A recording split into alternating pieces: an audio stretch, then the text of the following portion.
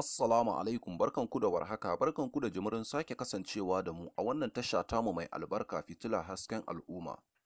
Bayanin Aisha Aliyu Tsamiya akan tsohuwar jarumar masana'antar Kannywood wadda aka fi sani da Ummi Zizi. Mai sauraro kar ka manta ka yi ƙoƙari ka danna mana alamar liking da kuma subscribe domin ƙara mana ƙwarin gwiwar kawo muku sababbin shirye-shirye.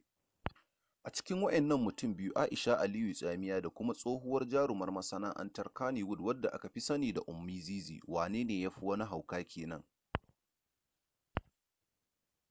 Tsohuwar jarumar masana'antar Kannywood Ummi Zizi ita ce ta yi wani hoto ta sa a shafinta na sada zumunta inda ta nuno tulin kuɗi a gabanta tana ɗora su a ka, ta ce kuɗi ne suka yi mata yawa shi yasa take gwada irin nata haukan.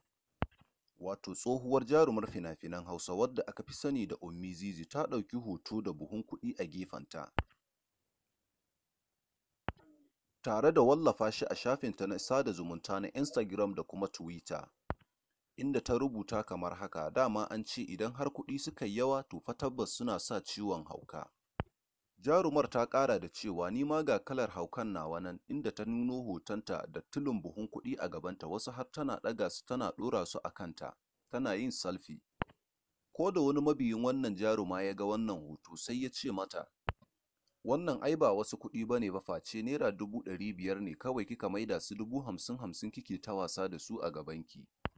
Inda jarumar ta mayar masa da martani cewa, lallai idonka kam kai makaho ne, ba ka ganin ba iyakarsu kenan ba. Ta ɗaga wani buhu ta zazzage masa, at least an ga kuɗi sun zubo daga cikin buhun sama da naira miliyan 10, wa iyazu billahi.